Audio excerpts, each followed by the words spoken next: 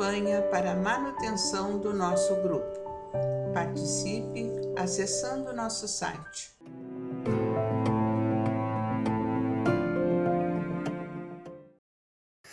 Olá, meus amigos, estamos mais uma vez aqui para dar prosseguimento à nossa leitura. A leitura do livro Nosso Lar, pelo Espírito de André Luiz, na psicografia do nosso querido Francisco Cândido Xavier. Saúdo nossos irmãos, companheiros, do Grupo Espírita Francisco Xavier, seus simpatizantes que também estão acompanhando as leituras e os nossos trabalhos.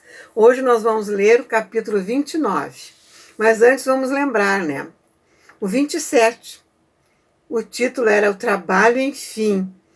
E aí, André conseguiu trabalhar, que era o que ele mais queria, Tobias e Narcisa, dois espíritos, que estão dando tanto ensinamento, e a Narcisa, aquela senhora tão mimosa,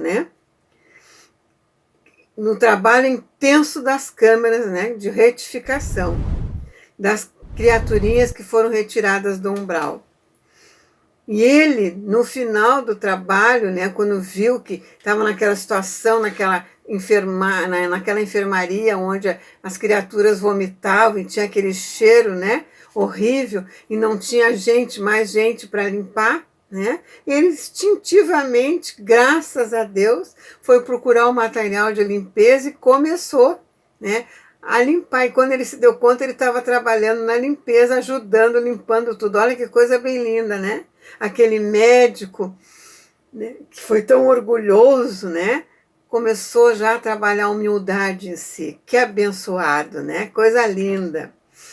E o 28, os irmãos que foram trazidos do abismo. Olha só, Narcisa relata seu processo de trabalho e por que os 10 anos de atividade também dela, para se sujeitar, ajudar, a família que ela precisava. Ela disse que tinha muitos problemas, também não foi aquele espírito maravilhoso, e para poder amparar e ajudar espiritualmente, ela vai precisar trabalhar 10 anos nas câmeras, já, faltando pouco tempo agora, poucos anos para ela concluir. Muito lindo o trabalho dela também, e a resignação e a obediência de aceitar, que a veneranda, quando ela foi pedir para ajudar, colocou, que ela precisava trabalhar esses 10 anos. E ela, na humildade, acatou. Muito lindo. Esse livro tem ensinamento de tudo quanto é jeito, meus amados? Nos ensinando até como nos conduzir aqui na Terra, Porque a humildade está junto com a caridade. São duas virtudes que a gente precisa aprender muito, Vamos iniciar agora o 29. A visão de Francisco. É outro trabalho bem interessante aqui, outra leitura bem interessante. Quando Narcisa consolava o doente aflito, fui informado de que me chamavam ao aparelho de comunicação urbana. Era a senhora Laura que me pedia notícias. De fato, esquecera-me de avisá-la sobre as deliberações de serviço noturno. Pedi desculpas à minha benfeitora e forneci rápido relatório verbal da nova situação. Por meio do fio, a genitora de Lísias parecia exultar, compartilhando meu justo contentamento. Ao termo da nossa ligeira conversa, disse bondosa: muito bem, meu filho, apaixone-se pelo trabalho, embriague-se de serviço útil. Somente assim atenderemos à nossa edificação eterna. Lembre, porém, que esta casa também lhe pertence. Olha só, embriagar-se de serviço útil. E é assim que a gente tem que aproveitar o trabalho espiritual. Se alegrar, se dedicar de coração, Fazer aquilo com amor, não com obrigação, mas com amor, com dedicação, É muito lindo esse processo. E aqui ela fala bem, apaixone-se pelo trabalho. É muito bonito mesmo, Vamos continuar. Aquelas palavras encheram-me de nobres estímulos. Regressando ao contato direto com os enfermos, notei Narcisa lutar heroicamente por acalmar um rapaz que relevava singulares distúrbios. Procurei ajudá-la. O pobrezinho, de olhos perdidos no espaço, gritava espantadiço: acuda-me, por amor de Deus, tenho medo, medo. E o olhar esgazeado dos que experimentavam profundas sensações de pavor acentuava: irmã Narcisa, lá vem ele, o monstro. Sinto os vermes novamente. Ele, livra-me dele, irmã. Não quero, não quero. Veja só que sofrimento, né? Calma, Francisco, pedia a companheira dos infortunados. Você vai libertar-se, ganhar muita serenidade e alegria, mas depende do seu esforço. Faça de conta que a sua mente é uma esponja embebida em vinagre. É necessário expelir a substância azeda. Ajudá-lo-ei a fazê-la, mas o trabalho mais intenso cabe a você mesmo. O doente demonstrava boa vontade, acalmava-se enquanto ouvia os conceitos carinhosos, mas volvia a mesma palidez de antes, prorrompendo em novas exclamações. Mas, irmã, repare bem, ele não me deixa, já voltou a atormentar-me, veja, veja. Estou vendo, Francisco, respondia ela acordada, mas é indispensável que você me ajude a expulsá-lo. Esse fantasma diabólico, acrescentava a chorar como criança, provocando compaixão. Confie em Jesus, esqueça o monstro, dizia a irmã dos infelizes, piedosamente. Vamos ao passe. O fantasma fugirá de nós. Aplicou fluidos salutares e reconfortadores que Francisco agradeceu, manifestando imensa alegria no olhar. Agora, disse ele, fim da operação magnética, estou mais tranquilo. Narcisa ajeitou-lhe os travesseiros, mandou que uma serva lhe trouxesse água magnetizada. Aquela exemplificação da enferma edificava-me. O bem como o mal em toda parte estabelece misterioso contágio. Veja só, e é verdade, né? O bem e o mal contagia. Observando-me o sincero desejo de aprender, Narcisa aproximou-se mais, mostrando-se disposta a iniciar-me nos sublimes segredos do serviço. A quem se refere o doente? Indaguei, impressionado. Está, porventura, assediado por alguma sombra invisível ao meu olhar? A velha servidora das câmeras de retificação sorriu carinhosamente e falou: trata-se do seu próprio cadáver. Olha o que ele vê. Que me diz? Tornei espantado. O pobrezinho era excessivamente apegado ao corpo físico e veio para a esfera espiritual após um desastre, oriundo de pura imprudência. Esteve durante muitos dias ao lado dos despojos em pleno sepulcro, sem se conformar com a situação diversa. Queria firmemente levantar o corpo hirto, tal o império da ilusão em que vivera. E nesse triste esforço gastou muito tempo. Amedrontava-se com a ideia de enfrentar o desconhecido e não conseguia acumular nem mesmo alguns átomos de desapego às sensações físicas. Não valer o socorro das esferas mais altas, porque fechava a zona mental a todo pensamento relativo à vida eterna. Por fim, os vermes fizeram-lhe experimentar tamanhos padecimentos que o pobre se afastou do túmulo, tomando de horror. Começou então a peregrinar nas zonas inferiores do umbral. No entanto, os que lhe foram pais na terra possuem aqui grandes créditos espirituais. Os paizinhos, que lindo, né? E rogaram sua internação na colônia. Trouxeram-lhe os samaritanos quase à força. Seu estado, contudo, é ainda tão grave que não poderá ausentar-se tão cedo das câmeras de retificação. O amigo que lhe foi genitor na carne está presentemente em arriscada missão distante de nosso lar. E vem visitar o doente? Perguntei.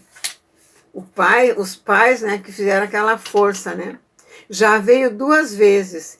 e experimentei grande comoção observando-lhe o sofrimento discreto, tamanha a perturbação do rapaz que não reconheceu o pai generoso e dedicado.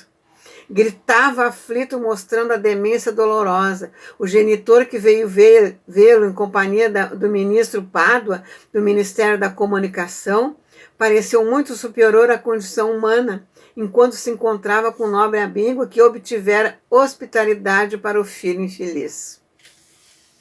Demoravam-se bastante comentando a situação espiritual dos recém-desencarnados nos círculos carnais, mas quando o ministro Pádua se retirou, compelido por circunstâncias de serviço, o pai do rapaz me pediu lhe perdoasse o gesto humano. Ajoelhou-se diante do enfermo, tomou-lhe as mãos ansioso como se tivesse a transmitir vigoroso fluidos vitais, e beijou-lhe a face chorando copiosamente. Não pude conter as lágrimas e retirei-me, deixando a sós. Não sei o que se passou. Em seguida, entre ambos, mas notei que Francisco, desde esse dia, melhorou bastante. A demência no total reduziu-se a crises que são agora cada vez mais espaçadas. Como tudo isso comove, exclamei sob forte impressão. Entretanto, como pode a imagem de cadáver persegui-lo? A visão de Francisco, esclareceu a velhinha, atenciosa, é o pesadelo de muitos espíritos depois da morte carnal. Apegam-se demasiado ao corpo, não enxergam outra coisa, nem vivem senão dele para ele, voltando-lhe verdadeiro culto e vindo o sopro renovador não o abandonam. Repelem qualquer ideia de espiritualidade e lutam desesperada para conservá-lo. Surgem, no entanto, os vermes vorazes e os expulsam a cada altura, horrorizando-se do corpo e adotam nova atitude extremista. A visão do cadáver, porém, como forte criação mental deles mesmos, atormenta-os no imo da alma. Sobrevêm perturbações e crises mais ou menos longas, e muitos sofrem até a eliminação integral do seu fantasma. Isso é morrer sem desencarnar, porque ele fica apegado, né? Aquela carne, como ele viu os vermes comendo, né? Olha o desespero. Porque desencarnar é libertar-se, né? E quando a gente fica, né, preso às sensações da matéria, olha só que sofrimento ímpar, né? E até os pais que eram, né, mais avançados espiritualmente tentaram conseguiram a ajuda de colocar eles ali nas câmeras, né? Mas imagina que dor, né? Vamos continuar, que está bem no finalzinho agora desse capítulo. Notando a minha comoção, Narcisa acrescentou: graças ao Pai, venho aproveitando bastante nesses últimos anos de serviço. Ah, como é profundo o sono espiritual da maioria dos nossos irmãos na carne, olha só. Isto, porém, deve preocupar-nos, mas não deve ferir-nos. A crisálida cola-se à matéria inerte, mas a borboleta alçará o voo. A semente é quase imperceptível e, no entanto, o carvalho será gigante. Que lindo, né? A flor morta volve à terra, mas o perfume vive no céu. Todo embrião de vida parece dormir. Não devemos esquecer essas lições. Lindo, lindo. E Narcisa calou-se, sem que me atrevesse a interromper-lhe o silêncio. Que lindo, né? Que linda essa lição. Muito linda mesmo, né, meus irmãos? E aqui encerramos o capítulo 29. E agora vamos pegar o capítulo 30, que tem o título de A Herança e Eutanásia. Olha outra lição, né?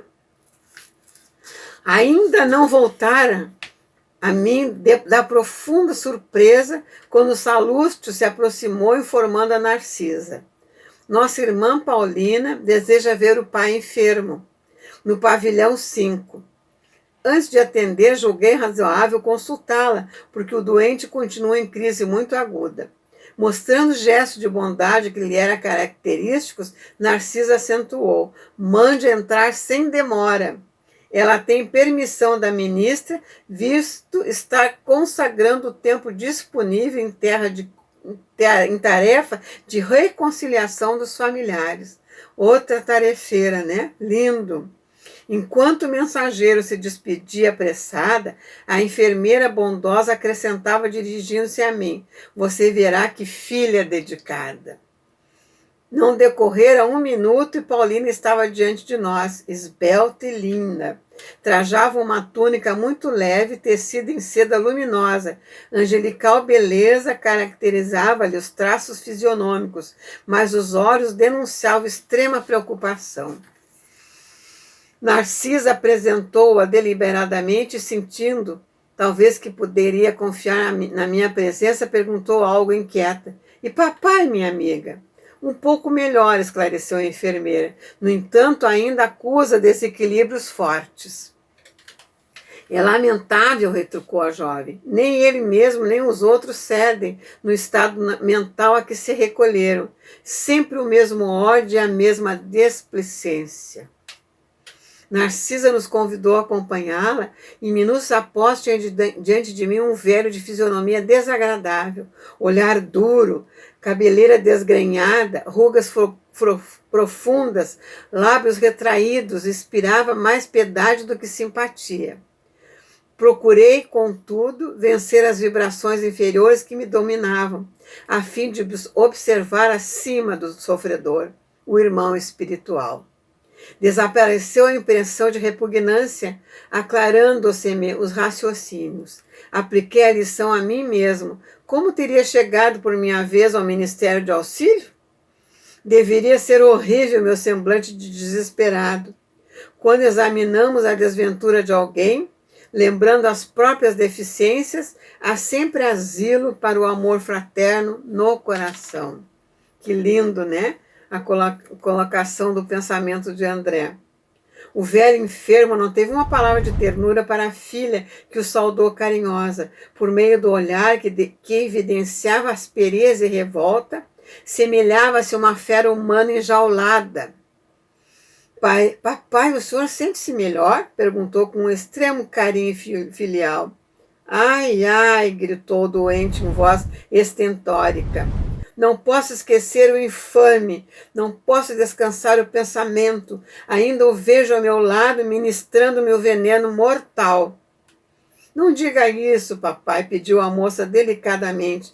Lembra-se de que Edelberto entrou em nossa casa como filho enviado por Deus.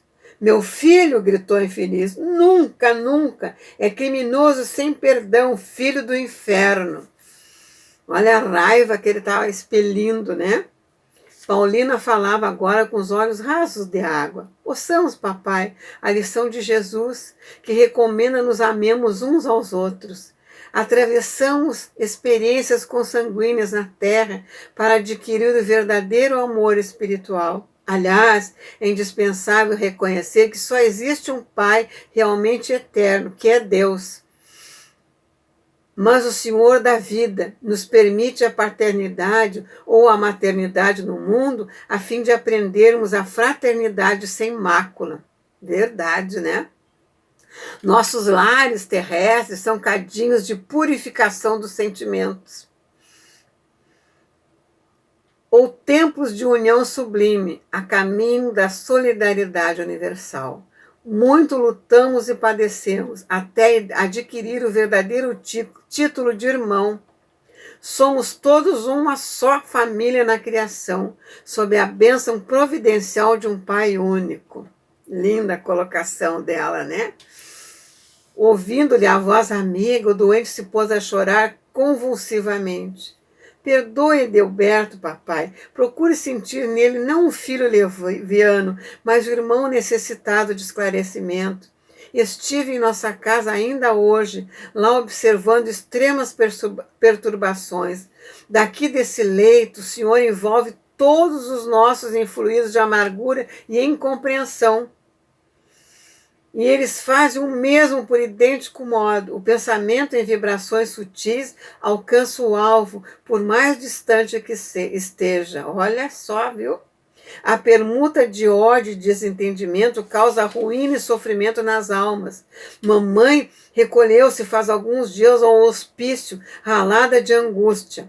Amália e Cacilda entraram em luta judicial com Edelberto e Agenor, em virtude dos grandes patrimônios materiais que o Senhor ajuntou nas esferas da carne. Um quadro terrível, cujas sombras poderiam diminuir, se a sua mente vigorosa não estivesse mergulhada em propósito de vingança. Aqui vemo-lo em estado grave, na terra a mamãe louca e os filhos perturbados, odiando-se entre si. Vejam só, em meio a tantas mentes desequilibradas, uma fortuna de 1.500.000 cruzeiros. E que vale isso tudo a um átomo de felicidade para ninguém? Verdadeiro. O que adianta dinheiro, né? Se vivem nesse desequilíbrio, os irmãos, né? A família. Mas eu leguei enorme patrimônio à família, atalhou o infeliz rancorosamente, desejando o bem-estar de todos. Paulina não o deixou terminar, retomando a palavra. Nem sempre sabemos interpretar o que seja benefício no capítulo da riqueza transitória. Se o Senhor assegurasse o futuro dos nossos, garantindo-lhes a tranquilidade moral e o trabalho honesto, seu esforço seria de valiosa previdência. Mas às vezes, papai, costumamos amealhar o dinheiro por espírito de vaidade e ambição. Querendo viver acima dos outros, não nos lembramos disso, senão nas expressões externas da vida. São raros que se preocupem a juntar conhecimentos nobres, qualidades de tolerância, luzes de humildade, bênçãos de compreensão. Impomos a outrem os nossos caprichos, afastamos-nos dos serviços do Pai. Esquecemos a lapidação do nosso espírito.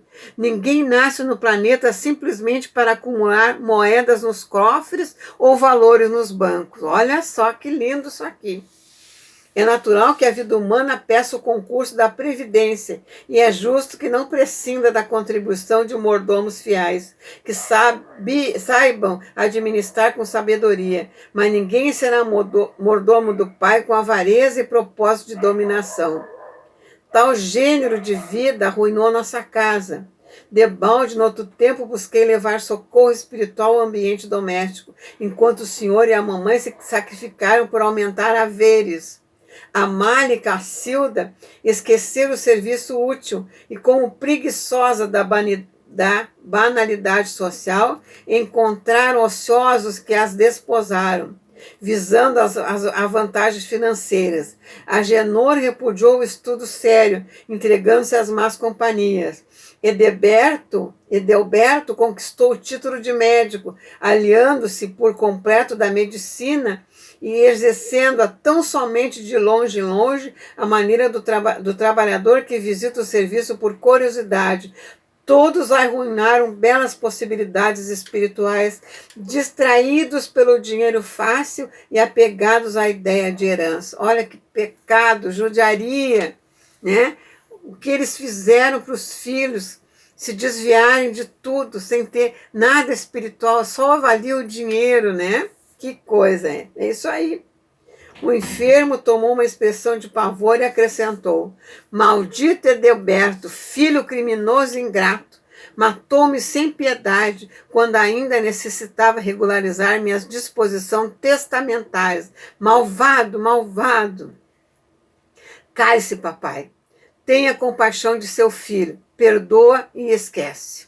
O velho, porém, continuou a praguejar em voz alta. A jovem preparava-se para discutir, mas Narcisa endereçou-lhe o significativo olhar, chamando Salúcio para socorrer o doente em crise. Calou-se Paulina, acariciando a fronte paterna e contendo a custo as lágrimas. Daí instante retirava-me em companhia de ambas, sob forte impressão. As duas amigas trocaram confidências, ainda por alguns minutos, despedindo-se Paulina a evidenciar muita generosidade nas frases gentis, mas muita tristeza no olhar afogado em justa preocupação. Voltando à intimidade, Narcisa disse bondosa: os casos de herança em regra são extremamente complicados, com raras exceções, acarretam enorme peso a legadores e legatários. Nesse caso, porém, vemos não só isso, mas também a eutanásia. A ambição do dinheiro criou, em toda a família de Paulina, esquisitices e desavenças. Pais avarentos possuem filhos olha só, pais avarentos possuem filhos esbanjadores. Fui à casa de nossa amiga quando o irmão Edeberto, médico de aparência distinta, empregou no genitor, quase moribundo, a chamada morte suave. Esforçando-nos por o evitar, mas foi tudo em vão. O pobre rapaz desejava de fato apressar o desenlace, por questões de ordem financeira. E aí temos agora a imprevidência e o resultado, o ódio e a moléstia. E com expressivo gesto, Narcisa rematou: Deus criou seres e céus, mas nos costumamos transformar-nos em espíritos diabólicos, criando nossos infernos individuais. Olha que linda frase que encerra esse capítulo. Deus criou seres e céus, mas nós costumamos transformar-nos em espíritos diabólicos, criando nossos infernos individuais. O que faz o dinheiro? Meus amados? O que faz o dinheiro? Quer dizer, uma família toda destruída, sem nada de espiritualidade, aquela única, irmã que desencarnou, mas muito espiritualizada, tentando recuperar, e todo esse desequilíbrio, tanto do que desencarnou, o pai, com os 4 filhos, que vivem e agora lutando para ter a fortuna. Grande lição esse capítulo. Então aí, meus queridos, encerramos mais uma vez esse trabalho. Que Deus continue nos amparando, nos dê força, que possamos estar muito atentos à nossa caminhada, principalmente a nossa caminhada espiritual, de crescimento, meus queridos, nos dedicando a essa doutrina de amor, nos transformando para melhores, os homens de bem, Então, que Deus continue nos amparando, continue assistindo o nosso canal, dando toda a força aos nossos trabalhos. Que esse Pai amado, amoroso, nos ampare sempre, que assim seja. Até a próxima, meus amados queridos. Campanha para a manutenção do nosso grupo. Participe acessando nosso site